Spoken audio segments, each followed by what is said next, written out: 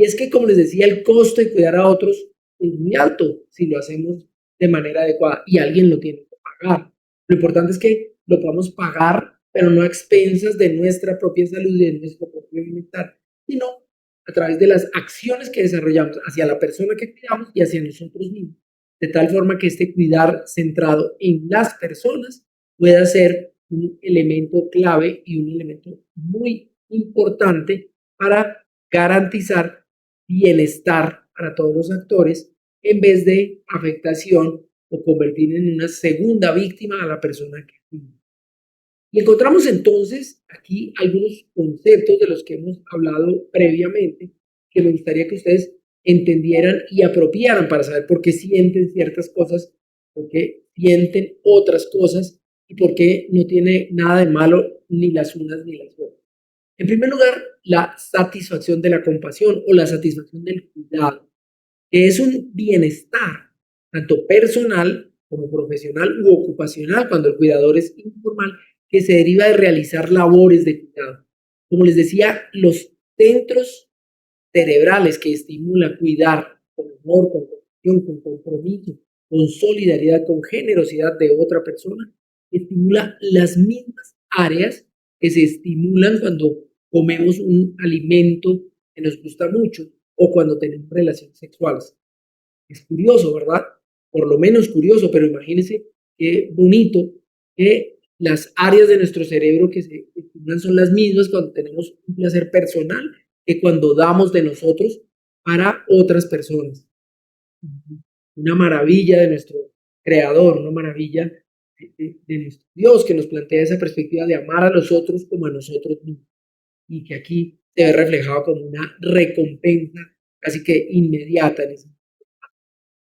Pero también están las consecuencias negativas, llamado el síndrome del quemado, el síndrome del burnout o el síndrome del desgaste del cuidador, que es un conjunto de reacciones tanto físicas como emocionales, como personales, como sociales, que se presentan cuando tenemos condiciones que demandan mucho de nosotros, particularmente cuando entramos en contacto con personas también, y se generan conflictos y se genera por esa vía estrés crónico. Este síndrome del quemado tiene tres componentes fundamentales que fuimos que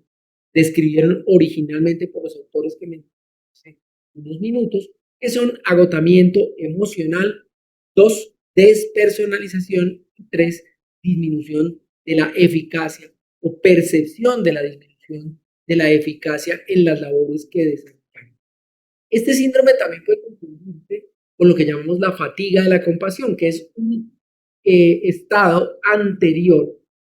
al síndrome de desgaste profesional, en el cual percibimos unos síntomas, unas manifestaciones de agotamiento de nuestros recursos, tanto físico como emocional, como consecuencia de esas demandas tan exigentes que representa el cuidado. Con un elemento adicional que me parece que vale la pena explicar aquí porque me lo han planteado, la consulta varias de las personas que han solicitado nuestra ayuda. Y es que cuando la persona que cuida se encuentra aislada del medio, se centra mucho en la persona que cuida, no tiene muchas relaciones sociales, no sale de su casa, a veces ni siquiera de la habitación de la persona que cuida, cuando sale al mundo exterior, entonces esas demandas nuevas, estímulos luminosos, de conversaciones, del estrés que demanda de estar en calle, charla, poner atención a los semáforos, etcétera, agotan rápidamente a las personas. De tal forma que a veces quien está mucho tiempo en su casa, quien está mucho tiempo centrado en el cuidador, no quiere salir porque se siente muy cansado cuando sale, es diferente a lo que debería pasar, ¿no? Piensa que, digamos, saliendo del contexto del cuidado y de estrés que demanda, pues debería uno estar relajado y tranquilo. Esto es porque el cerebro es un órgano particular, es un órgano paradójico. Y entonces cuando estamos mucho tiempo en nuestra casa, cuando estamos mucho tiempo centrados en nuestro cuidador, el cerebro es capaz de controlar todo el entorno y se produce una rutina que es muy cómoda para el cerebro, es lo que llamamos la zona de confort. Entonces, al salir de la casa, del cuarto, a interactuar con otras personas, al interactuar con el medio ambiente, con luz, con ruido, con el tráfico, etcétera, pues el cerebro sufre mucho porque pierde el control. de ese momento que tiene durante su cuidado o durante su permanencia en su hogar o en su hogar de ancianos. Y esto hace un efecto, como les digo, paradójico, que una actividad que debería ser placentera y que debería ser grata para las personas, genere una sensación de cansancio y al contrario le hace plantearse no salir y estar en su casa. Finalmente, otro concepto que es importante que se llama el trauma vicario, que tiene relación con ese sentimiento y esa sensación de sufrimiento asociado a ver o a experimentar el sufrimiento de otras personas. Es decir, conocer y compartir historias y experiencias traumáticas de otras personas nos hace vivirlas a nosotros mismos, como pasaría en una película en la que lloramos o sufrimos a pesar de que sabemos que es una película, particularmente cuando la persona objeto de nuestro cuidado o la persona con la que tenemos esa relación de cuidado es una persona cercana, emocionalmente, afectivamente vinculada con nosotros. Veamos algunos factores de riesgo personal para experimentar estos efectos negativos del contagio. Dentro de los primeros está uno del sexo femenino, algo curioso y al mismo tiempo triste porque la mayor parte de los cuidadores son mujeres, 75 y 80, 90% quienes ejercen labores de cuidado particularmente no formal y que no remunerado son mujeres. Y el sexo femenino tiene, además de una gran capacidad de cuidado que la hemos asignado desde una cultural, una mayor sensibilidad frente al sufrimiento de otras personas y por esa misma vía un mayor riesgo de desencadenar estos síntomas y estas manifestaciones. De la misma forma, las personas que son solteras tienen una mayor posibilidad por esa menor dificultad y ese menor apoyo social que tienen frente a la resolución de los conflictos que se dan durante la cuidado. Sin embargo, ojo, porque la persona que les presenté al inicio de esta charla, Blanca, una persona que les dije que era casada y que tenía hijos. Y esa responsabilidad se suma al cuidado de su madre, al desplazamiento que tiene que hacer hasta domicilio, al cumplimiento de sus labores del hogar y, en el caso de ella en particular, a la participación que tiene en el negocio de su esposo, es decir, una triple o una cuádruple carga que hacen que aún pues sea mayor ese riesgo. De la misma manera, un bajo nivel educativo, porque desde esa perspectiva encontramos una menor posibilidad de desarrollar recursos, tanto psicológicos como de conocimiento que nos permitan mejorar esta actividad de cuidado. Y lo mismo la edad. Entre más jóvenes las personas tienen unas respuestas un poco menos reguladas, un poco más, de alguna manera, diríamos, explosivas, menos reflexivas frente a ciertas situaciones de la vida, lo que conduce a mayor exposición a estrés y a una mayor posibilidad de desarrollar estos manifestaciones negativas del. Asimismo, las personalidades con rasgos neuróticos,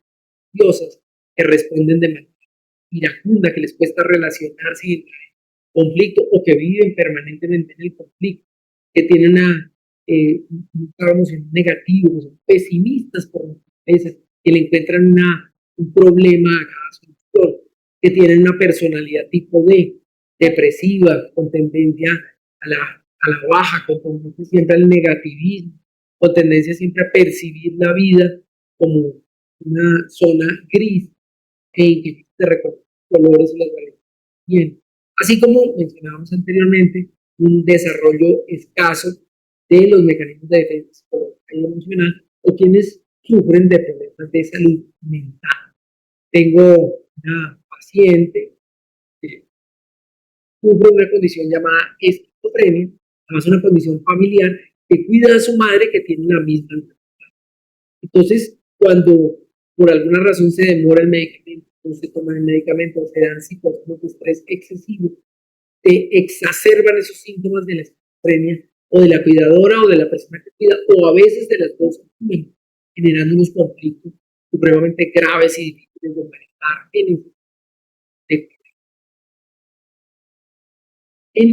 pero esto no aparece de un momento a otro, es algo que hoy empiezas a cuidar y mañana aparece, sino que tiene una historia, un tiempo. Algunos clasifican en 5 fases, 7, y en este caso lo hemos tomado en 12 fases que se dan a lo largo del tiempo, algunas de forma simultánea y algunas que pueden saltarse de una persona u otra dependiendo de sus características de personalidad, su defensa y los desarrollos cada día. Pero a todas hay que prestarles atención, a todas hay que conocerlas, todas hay que estar conscientes de ellas para que cuando aparezcan estemos en la capacidad de pararlas, estar acerca de ellas y de buscar ayuda cuando se requiera. En primer lugar está esa compulsión personal de los cuidadores de probarse a sí mismos, que son capaces de desarrollar todas las labores que nadie hace por ellos, que no tienen ningún límite del cuidado, de llevarse incluso a extremos exagerados tanto en el físico como en lo mental, en los tiempos de horas, en los desarrollos de esa labor de cuidado, y fíjese que tiene que ver con el segundo punto, donde hablamos de la intensidad del ritmo, vivir en el cuidado y una velocidad y una energía que podría parecer una perspectiva positiva, pero que al final desgasta por lo que tiene que ser continuo en el tiempo. Si fuera durante algunas horas, un par de días, pues sería algo positivo, pero en este caso, cuando el cuidado se extiende durante largos periodos de tiempo y cuando el estrés o la exposición al estrés es crónica, pues es muy positivo. Y en tercer lugar, y muy relacionado con los dos anteriores, está negarse sus propios necesidades y negarse sus límites. Los seres humanos tenemos límites, tenemos líneas que no podemos franquear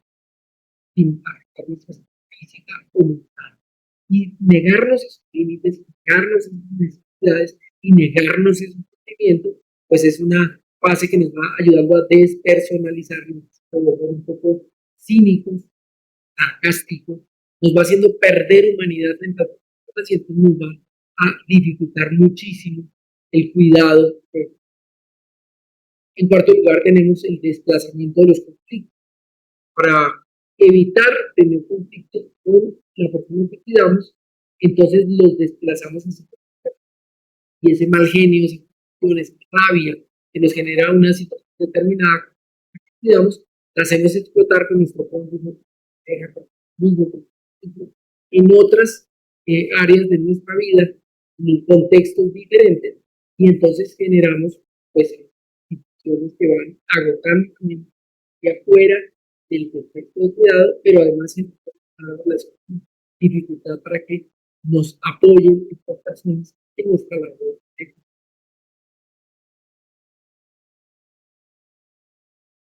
En quinto lugar está esa confrontación permanente que tenemos y se culpa a veces de situaciones que se producen en la vida real frente a nosotros. En ocasiones nos sentimos egoístas o de parte tiempo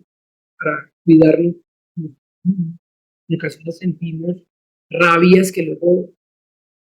de una manera agresiva o pasivo-agresiva digamos, y que entran en conflicto con sus valores, solidaridad, con,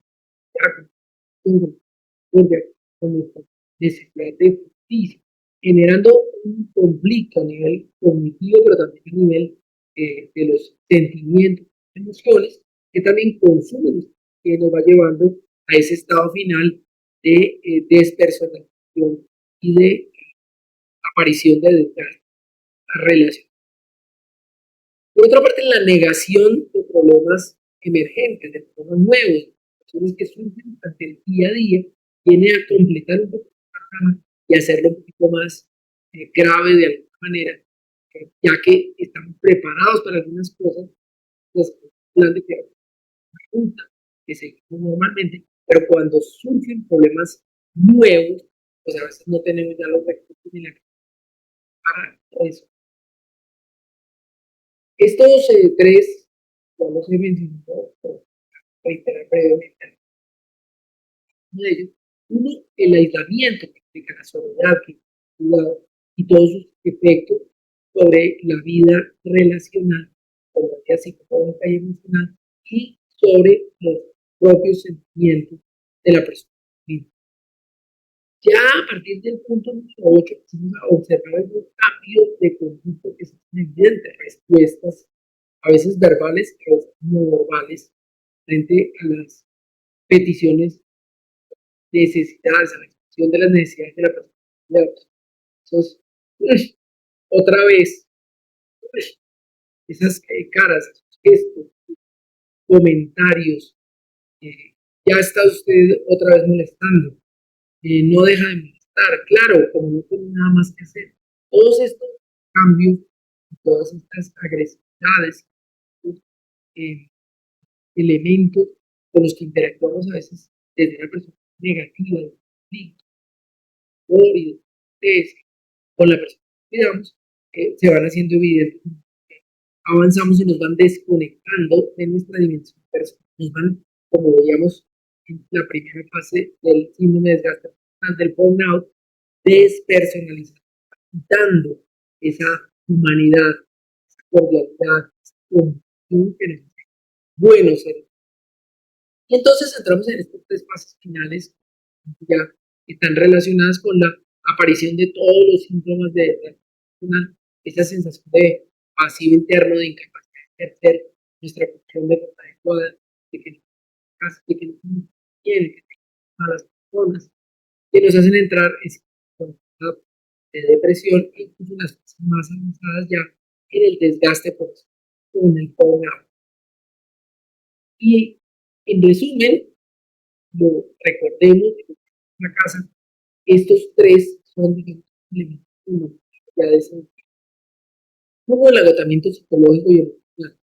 en muchas ocasiones también el físico, de dormir adecuadamente, de dormir adecuadamente, y una serie de hábitos no saludables, poco saludables, que van impactando y minando todas las decisiones de salud y de negocio. En segundo lugar, ya hemos hablado de la despersonalización, del cinismo, de la ironía, de la pasivo-agresividad que respondemos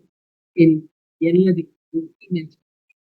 Y finalmente esa falta de eficacia, ese no sentirnos suficientes, ese no sentir que estamos haciendo lo suficiente, a pesar que sabemos y que nos está haciendo daño, pues son como los tres componentes principales de este síndrome de